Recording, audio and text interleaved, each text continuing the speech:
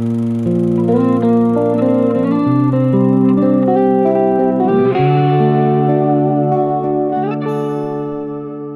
everybody, and welcome to episode 75 of Behind the Camera with Andy Games, the podcast where we shine a light on the storytellers, the creatives, and the voices behind the camera.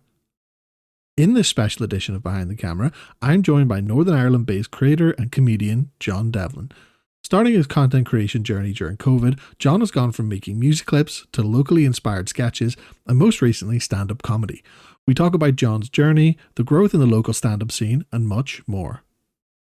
If you're enjoying the podcast and want to stay connected, all of my links are in the About section from socials, merch, website, and much more. Hitting follow, sharing the show, or leaving a quick rating really helps Behind the Camera grow. Now, here's the interview. John, welcome to Behind the Camera with Andy Games. Pleasure to have you on the show today. How are we doing? I am great. Did I yourself? All good, mate. All good. As I say, pleasure to have you on the show. So, Awesome. yeah, let's get stuck into the journey where it's took you today. So, it's probably safe to say that you are a content creator turned stand-up comedian. Would probably be in terms of wholeheartedly an influencer. You know what I mean? That's I don't know if you've not seen that content, but I predominantly do glow ups and get ready with me. So, that's a go-to thing. Do you know? If only life were that easy, you could just literally just get paid for getting dressed. Like, I always say God even be out for being funny. Do you know what I mean? Because if I was good looking, it would be game over. You know what I mean? For everybody, it'd be millions, billions of followers. I would have the entirety of India and China on my side. You know what I mean? But no, I had to look like this. But I had to earn it. That's the actual truth of life. At a certain point, you have to earn it. That's the thing. That's why it's a grind, isn't it? Yeah. So guys like us, that's guys it, like us who can't post a 7-second video and get 1 million followers. That's it. We got to work for. We need that consistency. Yeah. We need to sort of be putting the work in and all. Yeah. But yeah, so take us back then. When you started making TikToks, obviously you started out doing music and then moved on to sort of sketches. So what was the sort of inspiration into sort of beginning this sort of journey? Oh, dude, it was during the height of COVID, right? I went uptown to go when you could go uptown. Do you remember the period where you could only go out for like a scheduled 30 minutes or whatever? And I remember I walked sort of I was walking to my local shop, and I had this thought that came into my head, and it was literally just what would I like to do sort of with the rest of my life if the world's going to end like tomorrow or whatever, And then in a really weird midlife existential crisis, I was like, I've always wanted to do something with something with music. So I was like, I'll put something, I'll do a song tonight, I'll record a song tonight, and sure, if it goes anywhere, class. If it doesn't, that sort of way. And then eventually I because I was doing music at the time, sort of before COVID kicked off, I was doing a lot of I was in a band and I was going around sort of different towns and things like that there in the north. And then I don't know, something just clicked on me, and then that obviously didn't work, right? I got to a certain point where I was like, drilling out fucking 5 songs a day and hated my life. I hated music at that point. I hated my own voice.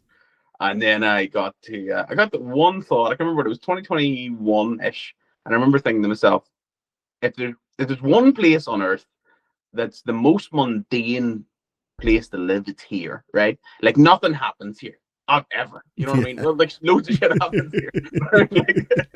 like if you talk to the average person in like a town or whatever, like the only thing like really they ever like bring up is like, don't talk about politics or like whatever. And I was like, do you know what?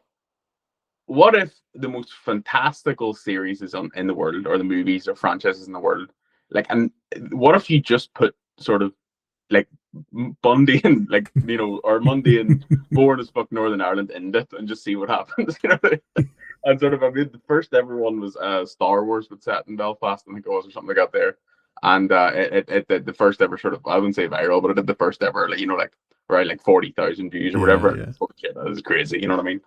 And then it sort of all kicked off from there. I just learned from that success. But after there's plenty of failures before that, you know what I mean? I did a lot of really dumb humorous, like what I thought was funny stuff that did absolutely nothing. And then even from then, I've done a lot of really dumb, stupid videos that didn't work.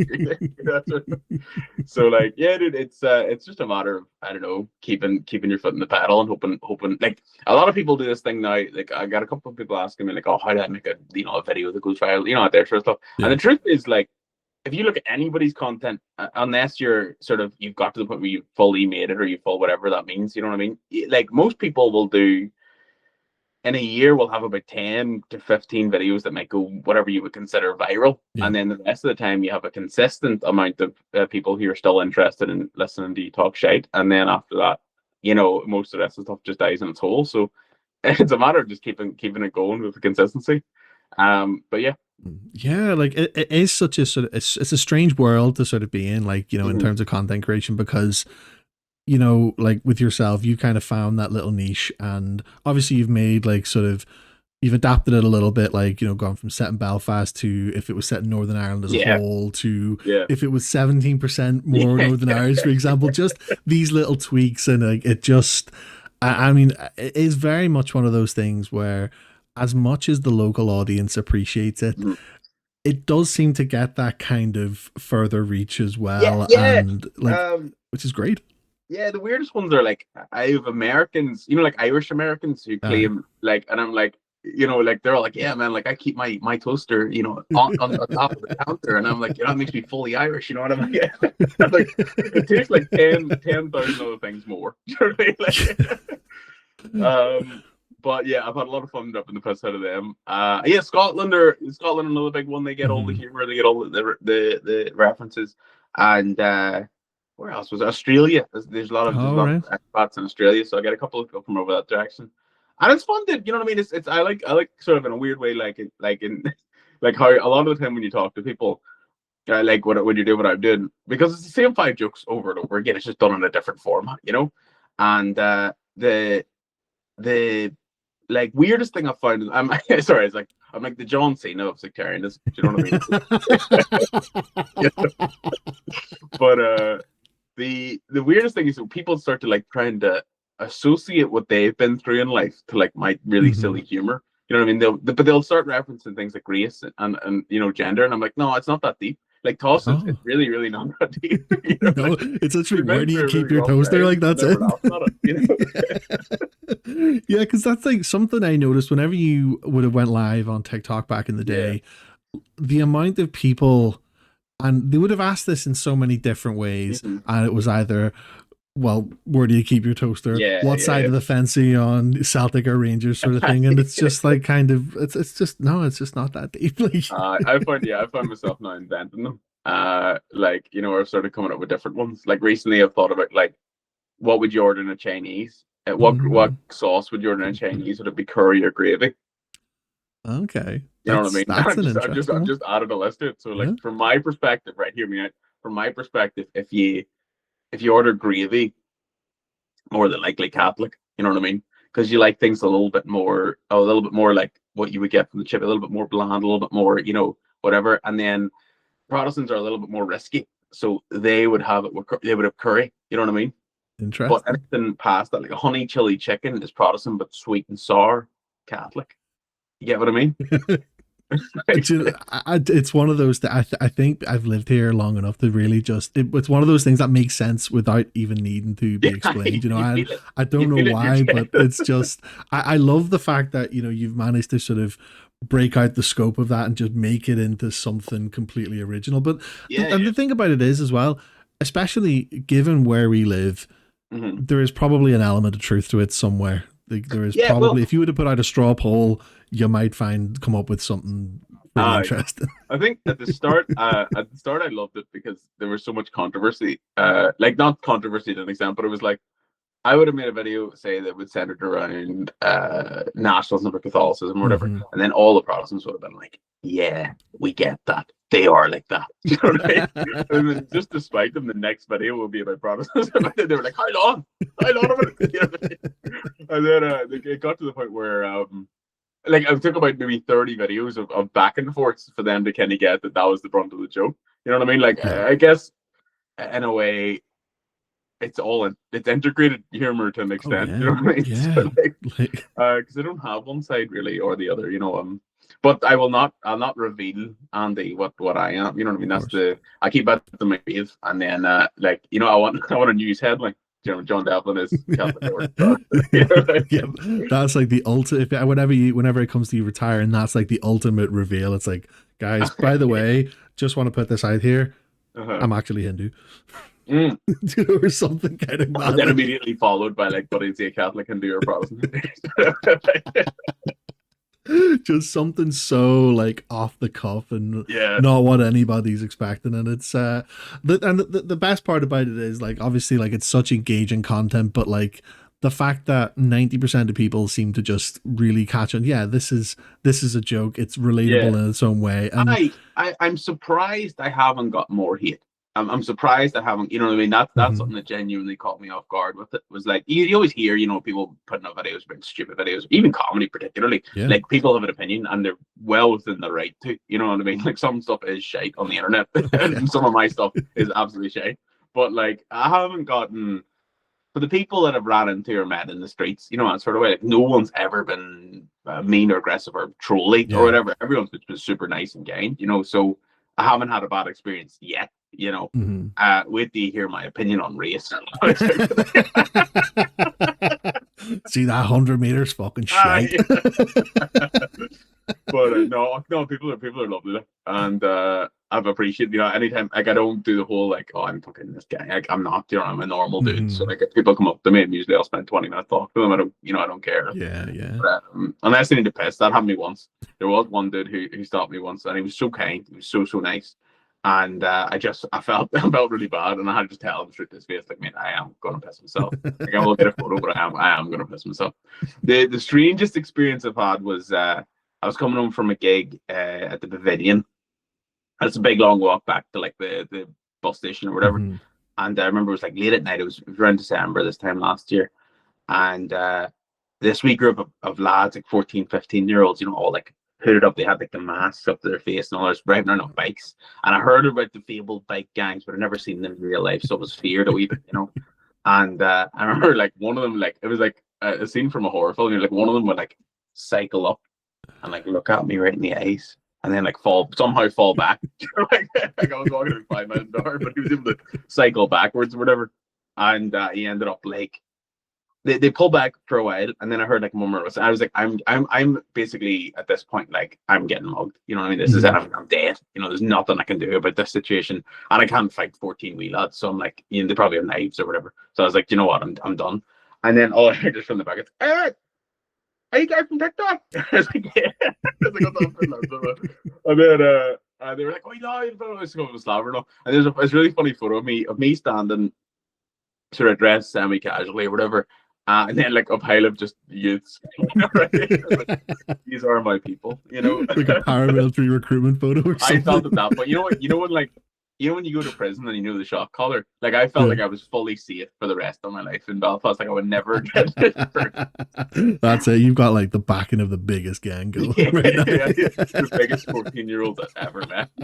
Like, So, what was that like, sort of, whenever you started to get like initially recognized in the street? Because that would have been from like just the sort of TikTok days before yeah, even doing your stand up, and also like what was that like I, initially before it kind of became a little bit more normal, if it ever did? normal even a weird way to call it, but I know what you mean. I don't know. It was weird. Like I didn't have I didn't see a comment, didn't accept, but also Mm-hmm. didn't like. In my head, I was just making dumb videos and it was going all right. That sort of way? Like, I Aye. wasn't like, I didn't have this big, especially as well, during that time, it was like 2021, 2022. So people were still really like odd about hanging out, that Yeah. sort of way. So, um, I remember the first, the first or second person that ever ran to me, I was taken back by it, that sort of way. Like, I didn't know how to react. Um, and he kind of came up to me. It was crossing over a road in Belfast, and he kind of stopped and just kind of like looked at me or whatever. And I was like, "Oh, what's happening?" Blah, blah, blah. We were chatting away, and the bit where I knew I was doing something right was the fact that he was able to like he turned to me, he quoted something from one of my own videos, and I was like, that's cool. And it hit me there. I was like, oh shit, like this is like what I was like, when I was hearing the likes of like Barry the Blender Henderson, Nicky, like Colin Gaddis and Shane Tall stuff, and I was like, I get it now. You know what I mean? Like that's cool as fuck. That felt really special to me. And yeah, it was cool. I liked I didn't like I never I think I said I've never had a bad experience with anybody before, and I'm always appreciative if anybody does come up, especially now when I'm doing stand up and gigs, and people come to me sort of after a show and chat to me or something. Or the best part is when they don't realize it's me until afterwards. You know what I mean? Like I had once where I've been mid show and somebody who came just randomly for the show or whatever, not knowing that I was on or not, not aware of it. Holy fuck, that's him.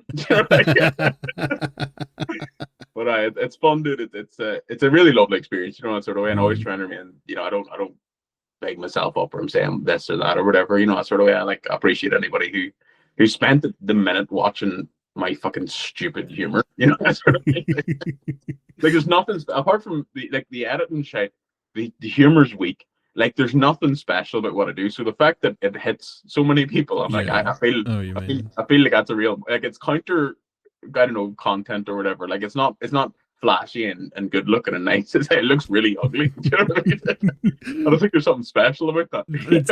It definitely adds to the charm, like, because the way that you're angled looking at the camera and the cutout of it, like it's so mismatched and everything, but like it just works. And like I think whenever it comes to like say Northern Ireland content creators like yourself, like you do it a lot differently. Like, you have like your content is more sketch based, whereas if you think of any other creator from here, they're doing something that's out in the public eye, like they're reviewing something and like it's like, so I think it is nice to see something different. It's not no shade to anybody else. They do fantastic, but like before I started stand up, I went to one influencer event. I went because I was invited. Yeah. I felt like, I don't know how to describe this correctly or appropriately, but like I felt ashamed. Like I felt like when I was there, I felt like everyone else there was fully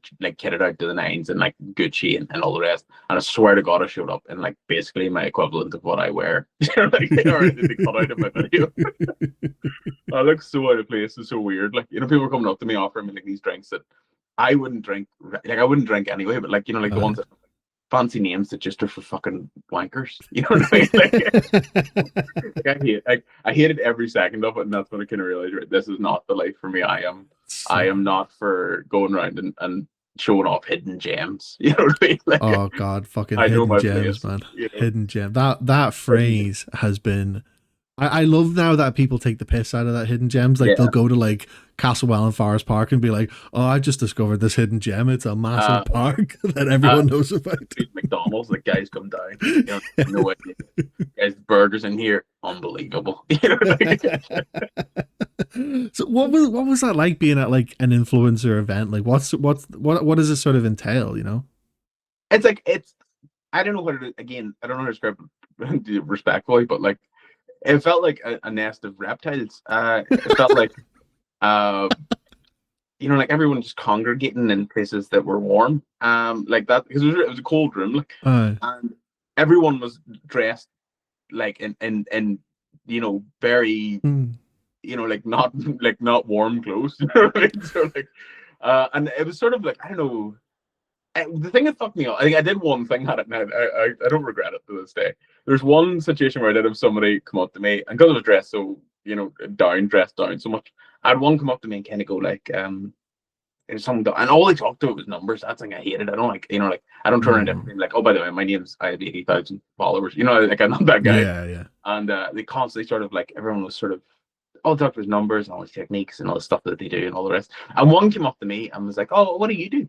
And I was like, oh, like I just like we glow ups and stuff. Like I just do like, and they're like, oh, like, and I was like, I only have like, like 400 followers or something, but like, I'm really trying, that sort of way. They were like, I was like talking for 20, like, it was almost like, when like, like when somebody comes up to you, or like somebody sits beside you, like an old woman sits beside you on a bus, and they start telling you about their life story. I felt like I was the old woman in that situation. I really felt like they just kept like, I hope that, like, you got to keep trying. you gotta keep, and like, I knew in my head, I was like, I think I have 3 times or 4 times, the That's problem mad. inside of it. Until eventually somebody called me out. I was like, shut the fuck up. Do you know what I mean? And then it was a ruse. But yeah, it was fun. But I don't know. I don't like. Not again. I sound like I'm slagging all the influencers. There's No, like of three course. of them that I like. You know what I mean? That's enough. Mhm. Um, more than most, to be honest. But But yeah, yeah, that's the thing. If you know it's not for you, that sort of kind of way of doing yeah, it, then yeah, that's yeah. like, that's fair. I think everybody has their own sort of differences in terms of like what they want to sort of do out of it, like whether it be for fun and you make a Yeah, bit of yeah, cash yeah. on about it, whatever, Mhm. but obviously like there's a lot of people who, especially from here, where it's their entire life that's their job is to go out Yeah, and do these things, yeah, and yeah. these networking events and stuff are major for them. Whereas like Aye. but like I think I mean it must be interesting to almost like kind of fly under the radar a little bit and be able to just be like, oh Yeah, yeah, like what you just said there, and yeah, just yeah, yeah. and people are like, I oh, think, yeah. you can do it, don't Um, worry. because I think egos are a funny thing to me, and I think like you don't you don't get much from having a big ego when you haven't earned it, if that makes sense. Yeah, It's like the 100%. people who have an ego and they've earned it big time. It's sort of like they've done these massive accomplishments. But like a number beside your name doesn't equate to like you doing, like you doing something for somebody else, or you achieving something like a life goal or whatever, that sort Yeah, of way. And it's 100%. not luck, don't get me wrong. It's definitely, I don't consider any of this luck. Like a lot of it's hard work and whatever, that sort of way. But it's like, there's certain elements of it where you gotta go, you know, there's more to life than just like the next hidden gem and Antrim. Like, you know what I mean? Yeah, absolutely. Like, and it's kind of like what we were saying before. We started recording. Like, Mhm. um, the success kind of comes from the consistency before. Like, it's not just that one That's it. viral video. It's not just that. Like, yes, of course that helps, but at the same time, you have to have a lot more in your sort of portfolio, your catalog, to just be like, well, Yeah. this is all the other stuff that I've been doing, And and go from you there. can't you can't control it. Like it's controlled by an algorithm, which is Ah, controlled by the first 200 people that see your videos. So for me, I actually have so much more respect for people who put 100% effort in and know that they're not getting. They're still getting 300 views, but I know for a fact they put everything in it. That's yeah, mad. Like I've because I know it takes me a while to make my videos, and things like that there. And like there's wee things I would do here or there to like, make it so that people sit through the first 3 seconds, something simple. Like, but like there's ones I know who put like a tremendous amount of effort into oh into god, the yeah, video. And that I have mad respect for. You know what I mean? Because eventually it's gonna work. Eventually eventually you figure it out. And maybe it's like something stupid, like whatever kids call these is like a niche or whatever, like these like you figure out maybe you're slavered about too many things and you just need to focus on one thing for a while, yeah, and then it magically works, and people don't realize that it was like the 300 videos you made beforehand that actually pulled it off, and it's hundred just it's percent. just that's all it is, you know what I mean? It's just putting 100% in when you don't feel like it. That's actually how you win. Oh yeah. But yeah. Yeah, and like I find it very interesting as well because like whenever you're doing these videos on TikTok and stuff, sometimes it's sort of a means to sort of push it elsewhere. Like, obviously Yeah, with yeah, yourself, you yeah, have your stand up comedy now as well. You're gigging quite regularly on these like yeah. really incredible bills. But Mhm. your TikTok essentially is separate to that you had just have Yeah, your yeah, sketches yeah. and obviously other social media platforms to push it. Ironically, if you come to see me perform, I don't do any real Catholic Protestant stuff. It's actual real jokes. You know what I mean? Like I put a hell of amount of effort into that. So like, Do you know that I think that's like a good kind of separation because yeah, the way yeah, you yeah. see like there's obviously like through COVID and stuff like Mhm. comedians, there's a lot more comedians have come out of COVID like just Yeah, because they had like they were able to sort of live stream these things and test out yeah, material and all that. And but one of the things that sort of went viral, like you look at the likes of Matt Rife, Paul Smith, yeah, where it's you just see the crowd work videos but you don't really see the yeah. substance of their material. That's true. Like I think what's worked in your case is that Mhm. like yes, you're on TikTok, you make the Catholic Protestant jokes, Yeah, but you don't kind of showcase your stand up to be like, yeah, that's what I do, and yeah, yeah. so hopefully you don't get people coming in and being like, oh fuck's sake, you didn't do any Well, I think toaster jokes the or anything. the crowd work stuff's interesting for in the land of comedy because like sometimes you get people coming down to shows and Hmm. that's what they expect. Yeah. Now, if you're an MC or the host of the night, that's what you're sort of meant to do. You know, you're meant to warm up the crowd and talk to them and all the rest. But like, if you're going to have to do just a set, most of the time, most comics don't have anything built in for like doing a long-winded conversation. Because to be honest, most times if you're going down, to especially an open mic, you're only starting, you don't know how it's a skill. Like you don't know how to talk. I know it seems very easy, but see, coming up with jokes on the spot, that's a purest skill that all Mm, of us are still working on. You know, like sure. especially myself, I've only gotten even I wouldn't even call it good. I've only got started getting the very foundation level of it figured out now. You know, that sort of way. Oh Because yeah. there's no books. There's no, especially even for content for everything. There's no books or like a course that I could. There is courses for comedy, but there's no real, like Yeah. sort of, because it comes from your own experiences, and there's the only thing you have left really after that is learning the structures and learning how to, use that and then adapt it around your own, form of comedy. Does that make sense? 100%, yeah. And like, I think that with the Irish being natural storytellers as well, Yeah. like, I mean, I've been to so many sort of local comedy shows or with Yeah. local comedians, and you don't really get much crowd work. It's very, very minimal Yeah. because it's leading on to something that they've got in their set. They just need to Mhm. pick on someone in the crowd because Yeah. it's That's relative it. to the joke. Um, like heckling and stuff is not really a thing here. Like the amount of shows I've seen that have been kind of almost dampened from it. Yeah. Like I give you an example. I saw Colin Geddes in Mhm. Newcastle Oh a yeah. few years ago, and like the last like 15 minutes of the show, I almost think he almost ended up cutting the show early. I think because Uh, some woman just wouldn't shut up, and he was that can just happen. and he couldn't really bring the crowd back, Yeah. and he was just like, well, yeah, and it was almost underwhelming. Like, God love him for that, but I Oh, suppose that Geddes kind of is one. comes with the Geddes, territory. Like, Geddes one of the greats. Like he is. He's up there. With the ones who sort of find like a founder of the modern Northern Ireland comedy. You know, 100%, sort of. 100%. But in any circumstance, you're going to have people here. You're going to have people who are going to get. Like you can get stuck on stage sometimes. You know what I mean? You can get, especially early in the game, but like you can, somebody says something and there and then you're already, say you're trying to remember 20 minutes of a set, like you're 15 minutes into it, you're on a new bit or you're on something, Yeah, like brand new that you've never done before, and you get to the point where it's like I've completely lost where I am now in the flow of what I was talking about, because now I can't go back on myself and repeat what I just said. It's not a song, it's a nice. I have to now adapt what's happened in the moment, and then like basically rewrite my joke so that it still fits and flows. Then you should just hope that the end flows out, and aye, most of the time it doesn't. So hecklers, I can be very very frustrating at a gig. Sometimes you get gold, sometimes you can get this banger of a like somebody being an idiot or somebody saying something absolutely clean, actually that is funny, and you can bounce off of it, but it just has to come at the right moment, that sort of way, which is oh very yeah. fair.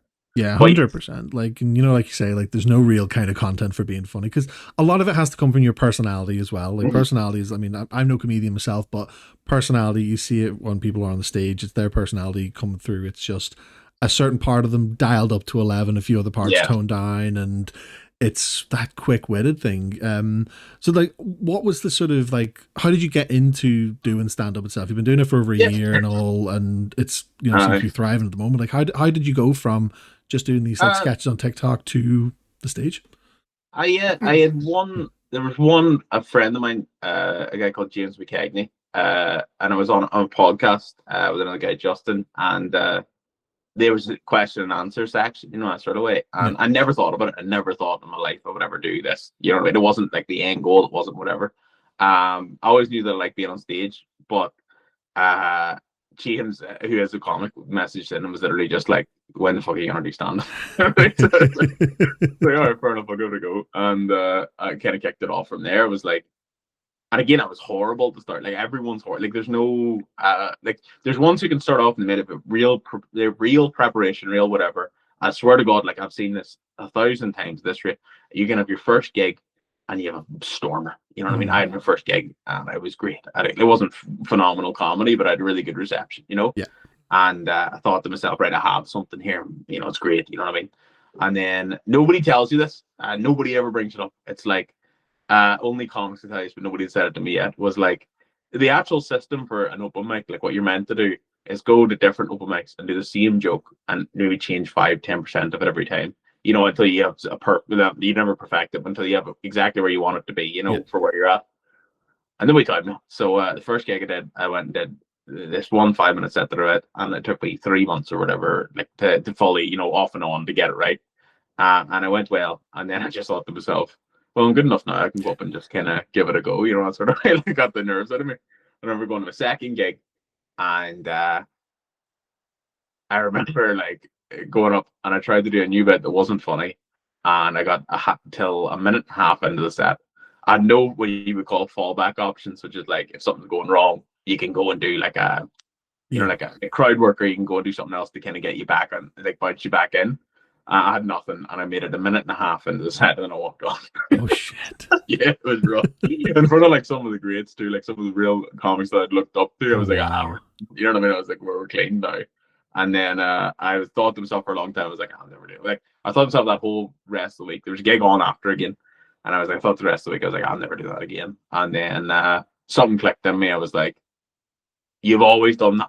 You've always got to a certain point and something didn't go right, and then you quit. So I was like, just go again and see what happens. And I went back with the first set that I did, got a really good reception. Then somebody told me that's what you're meant to do, and then from then on, I kept it going. But I keep trying to keep it consistent. The key is the amount you can do. So like, I'll try and sort of average about 3 to 4 gigs a week if I Yeah. can. Which is a lot, but it's I don't turn away any gig that I can get at this rate. That sort of way. Oh It's yeah, of usually course. loads of times you get different material out or try out new things, and every room's different. So like, I get a joke that I could absolutely murder in one room will die in its hole in another, and there's nothing you can do about it. You just have to figure out why it didn't work. For that one audience. Oh yeah. Um, sorry, 100%. No, no, it's just saying because like comedy is like one of those things. It's so subjective. yeah, Like even in such a small place like this, where a lot of people's humor is sort of wired somewhat similarly. Like it yeah, just depends on so many different factors. Like, so yeah. what's the sort of process in writing material? Like you say, Mhm. what would the sort of average length of your set be now? Would it still be like 5-10 minutes I'm doing or I'm doing a lot of tens right now. I 10? think Yeah. most I've done is 20, which is good. You know what I mean? I think the only time you go above 20 is if you're doing like a headlining act or a solo show. So Hmm. headlining act might be 30 minutes, and then a solo show will be an hour. So you're 20 is the best you can do, and 10 5 restart, and then 10 sort of. So I'm in that intermediate stage, Okay. sort of way. And for writing process, I just sort of I don't know. I'm a bit weird with it. Like I like me and a couple other comics will send each other really dumb ideas and really dumb jokes or concepts for jokes. So I like to take, for me anyway, I'm an anecdotal comedian. I like to tell stories, similar to a lot of people. But I like to I do a lot of act outs, so I like act out a lot of stuff on stage, which is usually I like finding humor in that. And then I guess I'll just take experiences from my own life. The best advice I was ever given was like take a story that the first joke I ever wrote was like, take a story that's the most embarrassing thing that's ever happened to you in your entire life, and that you wouldn't tell a single other soul, and then tell it to a room full of strangers. And that's sort of where I started with it. And my like mine's is that like I have a third testicle. Do you know what I mean? I have an epidermal cyst on the right side of my scrotum. So like it's a weird thing to say out loud, but it worked. Do you know what I mean? So and then you get like okay, and then after that you start to learn different techniques, different ways you can tell a joke, and like basically the rule that I have right now is a laugh line or a laugh. There has to be a laugh every 15 seconds, Yeah. and then you dwindle that down. You want to get it to about 7. Like if you get a laugh every 7 seconds, you're killing. There's nothing you can do unless you're building for a bigger laugh. I'll just loads of stuff into that. But yeah, for writing, I sort of just take a situation or something that's happened to me in life, and I try to subvert it slightly. Yeah. Exaggerate some elements of it, and then make it funny in that way. Most of the time, it's making myself the brunt of the joke. It's very self-deprecating. But yeah, I have yet to go on stage and say like I am, I'm John Devlin. I've never ever said on stage that I have any kind of. I've never said on stage, follow me on Instagram. There's some sort of shame I feel to it. Yeah, I know what you mean because like I think if you're stepping on a stage and people know it's you, they've seen like the Yeah, sort of flyers for the gigs, yeah. they should be doing that anyway, kind of thing. Like once that It's like gets one to of that my point. one of my pet peeves on stage is when an MC introduces me, and you've seen him on TikTok. I'm like, I hate myself. I hate myself. It's funny that because when you boil it down to like 4 or 5 years ago on TikTok. What was TikTok seen as? It was seen as like the kids app, wasn't it? Whereas now it's Yeah, gotten that kind of older demographic. More people of all ages yeah. are posting content. But there is just this thing that I think people like our age just cannot let go of, and that Mhm. is just TikTok's a kids app. You know. Yeah, yeah. I feel like a pedophile. You're ruining it. That's a uh, guy here. Oh, you seen him on uh, TikTok? It's like, oh, for fuck's sake. but no, it's like immediately criticism like this. When you say like, don't get me wrong, if you say like he has loads of followers, you might know him blah blah blah from his videos. That's grand. But when the words particularly come out, like you've seen this guy on TikTok, I feel like everybody in the room just goes, ugh. You know what I mean? Like, oh, not him. You know what I mean? And I think like a lot of the time it's a lot of the time I don't need it. I think that's the only thing that I'd say that I have any if I had any advantage of doing content creation or whatever, like from going that in the stand up, was that you find a lot of comics nowadays, and everyone I'm willing to help, but like you always find with a lot of them nowadays they're always being like, like, oh, they have a big focus on trying to get their numbers up, that sort of way, Yep. because more numbers equals more people at shows, that sort of way, and it gives you more of a chance. Whereas I get the opposite way, so I went in and had the followers, and now I'm focused on the stand up, but it's nice that I only need to focus on that, for now, Yeah. that sort of way. And I've been very hesitant. I posted my first sort of like stand up clip recently. I've been very hesitant to do that because there's this there's a level I want to get to before I'm like, okay, this is what I want to show you now. That sort of way. Like, because if you show people shit, they're gonna be like, I'm never going. Sort of Well, that's the thing, because you're putting that out to a completely different it's audience. Like, different. It's people. different. They have the advantage. The ones sort of who are just starting out, or the ones that are just figuring it out online. It's like they can post all of their like content that they'll look back on and be like, I could have done that better. Mhm. But like, they're gonna like they can do all that, and it's not an issue because it's probably not going to be seen by many people if it wasn't like all the catchy stuff isn't put into that sort of way. And then when one does go well, people can look back and be like, oh fuck, look at how far he came or she Yeah. came. I Whereas with myself, it's like immediately put out to like whatever it is, like 40,000, 80,000, whatever people. It's like like I'm gonna get ripped. So that's sort of like. So I could just depend. It is a risky game, but that's the fun of it. That sort of way. I think that's what I like about it. And bombing's not as bad as everyone thinks. Like dying on your hole is great crack if you learn how to look at it the right way. Like, see, when you go on stage and you tell a bad joke, people know it was a bad joke. Address it. Just tell them. Just say like that was shit. yeah. You'll always get them back. Yeah, I've always Like thought that people are as there for a well. good time. If you And just own it, if you just be like, oh yeah, yeah, well, yeah, that was meant to be yeah. but okay, cool. My favorite one is I have just in one where I'll do a really long-winded bit, and if it doesn't work out, like in the audience are quiet, I thought it was funny. Then I'll like go into the real like did you not think? No, okay, great. No, I'll get it like walk it off or whatever. But you don't like you feel that sting at the start because you don't know how to handle it. It's like am I not funny or whatever? And then you realize there's thousands of things. It's even online. There's thousands of things that are going to affect if somebody laughs about something, and it could be as simple as like you coughed or stuttered or like you missed one word in the whole thing that disrupted the whole rhythm, and that can be it. And it can be nothing to do with the joke. It can be hilarious. There's one day I always open up with this joke where it's like my opener joke at the minute. It's like I look a wee bit like the West Belfast version of Sid from Toy Story, and then like I like for the long time I did that and I got a little laugh, you know what I mean? And then I did this one thing that changed the whole concept. I just raised my eyebrows, and kind of like took the mic down, raised my head, kind of looked around the okay, audience, and that changed everything. I got a big laugh, from it. Wee things, it's mad how, that's how interesting. how simple changes can make big impacts. Um, but it's fun, I really enjoy it. Yeah, Um, that's fascinating because, like, obviously, like the visual aspect mhm. really does make a difference. It reminds me of Yeah. a Jim Owen set that he Mhm. did Oh one yeah. time. Was talking about how the eyebrows can really kind Uh, of uh, make a Eyebrows difference. are a powerful thing in the game. You know what I mean? Yeah. There's a lot of people don't realize, but your eyebrows are fucking, that'll sort you out. That's the thing that's going to get you a big laugh. Is Mhm. raising your eyebrows. Forget telling jokes. Just walk around with Just your yeah, eyebrows just up. But yeah, August great, dude. But um, it's a tough game too. At the yeah. same. But it's that's what it is. You know, it's not worth it if it's not earned. You know, that sort of way. Absolutely, yeah. So Uh, like, how often would you find yourself having to like kind of update your set or try new things rather than kind of have like the same 10 minutes? Because I think everyone's different. I know some people who genuinely do the same set yeah, every time, and it doesn't matter because every time it's a bit better. You know, they're working for that sort of perfected set.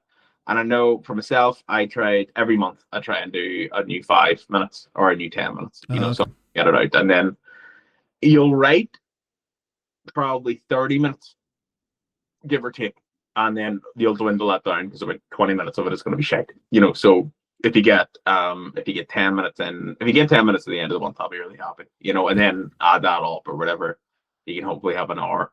You know, in a year. You know, once you take away all the bad stuff too from that. It's not, yeah, give or take, yeah, All right. 2 hours, whatever it is. But yeah, it never works out that way. By the way, like that's like wishful thing. Like, Yeah, theory and practice are two completely different things in that world. Like, yeah.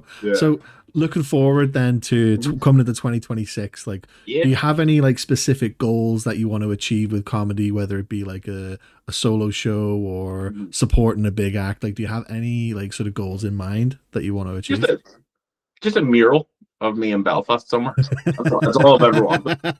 I'm putting that out there into the universe. If we have any artists listening, I just want a mural. No, I don't even want to ask for it. I don't even want, like, I want to just me to drive into Belfast one day and for my character to be there. That would be my dream. But no, Just you holding up a toaster, like, where do you go? just say H/H. You know. But no, okay, think. I don't know. I try and keep myself level headed to an extent, but I have big ambitions. But like for next year, I think a solo show will be class. If I get a solo show going, that'll be unreal. I want to get out. I did New York a couple of months ago. I went over for a holiday for a week and did a couple of sets over there. That was really fun. Um, and I think at the minute, yeah, a solo show and just to keep going. You Yeah. know, really, I'm only focused on what I want is better jokes.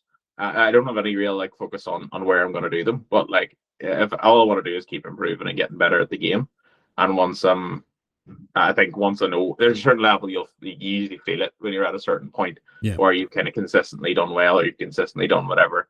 You know, that's when you want to change it up again and try something new. You know, like a new joke or new whatever. So yeah, I'll just keep my head down, and you can't predict where it's going to take you. So I done the Empire, which is probably my favorite gig to date or whatever. Like it was unbelievable. So it's a really big hall, really Yeah. respected, Yeah. area or whatever. And I got to perform with some great people there. So um, it was phenomenal. I love to go back there. I did a shorter set there, but I love to go back and take a full run on it. Lavery's is in the list, but again, it's circumstantial. You know, that sort of way. It just depends where I'm at with it. And yeah, just a couple of solo shows maybe next year. One solo show would be enough. To be honest, like, I'll be happy if 10 people showed up. Like, Still, though, I mean, you got to kind of have these sort of aspirations and stuff. But I think when you boil it down like that, just to sort of continue and see where it goes, and just sort of focus on your material where that can take you, because that's, I guess, in essence, that's what sort of helps the longevity of a comedian, is just by you have to do these kind of opening acts, these like sort of third yeah, support kind of thing to yeah. just and But I love them too, though. That's the thing. There's no like, oh, I need to be oh yeah, like you be the headline act. It's like I'll take five. See if I get a five in a good area. Like I love it. You know what I mean? Like it's my favorite. If you can take 5 minutes, if I know I'm going up for just literally 5 minutes, and all I have to do is entertain these people for they'll forget me in 5 minutes. So like all I have to do is make myself memorable. I love it. Even like there's a Luke McGibbon is a phenomenal comic, and he runs a gig on Saturday afternoons. I think it's twice a month or once a month, called the Best of Three, and you only get 3 minutes, and you have all to go right, up with whatever you have. And there's like 15 comedians, and it's a competition, but not a competition. yeah, You know, sort of way. And like it's great. It's really intense. It's great crack. The show that we run, or the show that I help out running with James Downey, is a gong show. So like you're always against the clock. You only get yes, 5 minutes, but you have to like at 3 minutes a light turns on and people can just boo, like basically the equivalent of like boo you off stage, that sort of way. Shit. That's great. But the intensity of that is so much fun, because you can have moments where it's like like it's cards, so like people hold up cards, and you can get one person holding up a card, and then you can just rip them, like or stuff like that. Like it's fun. And then you've obviously got your bigger gigs, but like, oh, dude, it's fun. That's it's the idea of just keeping it going. It's the main goal of 2026. So, but yeah, that's the crack. It's incredible. Yeah, like definitely like a lot to look forward to, and I will 100% get myself down to one of the Crack of the Gong shows, because like I didn't really know the concept of it, but now I do. Incredible, man. Incredible. Yeah, dude, it's fun. It's real fun. Yeah. You'd have a good time with it. Absolutely. But John, it's been an absolute pleasure having you on Behind the Camera with Andy Games. Thank you so much for your time. I'd just like to give you the floor before we wrap up. Just where can the listeners find you? Yeah, Microfelt. Show up. Fucking Gizzle Square, go. Yeah. I'll use by me on the internet with my name, John Devlin Comedy. And just I don't know where the question really I would love to leave this is, where do you keep your toaster? Leave it in the comments. I know Andy, with them eyes close together, he keeps his in the cupboard. He also definitely says H, and he loves calling it Londonderry, and he definitely cried when the Queen died. And when he doesn't believe the famine happened. All common misconceptions, by the way. A lot of people think I'm that side of the fence, but he's a secret Catholic. But but I know he really wants to be Protestant. That's the he knows the better. He wanted to be born Catholic or Protestant so that he could get like a full like good credit score from birth. You know what I mean? And a good job and all. Anyway, interesting story behind that. Yes, John, once again, thank you very much for your time, mate. No problem. Cheers. And there you have it. That brings us to the end of episode 75 of Behind the Camera with Andy Games. Special thanks to John Devlin for his time and sharing his story. I honestly find it enlightening getting that insight into the world of local stand-up, being a well-known creator, and most importantly, staying humble throughout. Once again, if you'd like to stay connected and support the podcast, drop a follow, check out my Linktree for socials and more, and share the episode with a friend who you think would get a lot out of it. Until next time, take care, stay creative, and I'll see you soon. But until then, peace.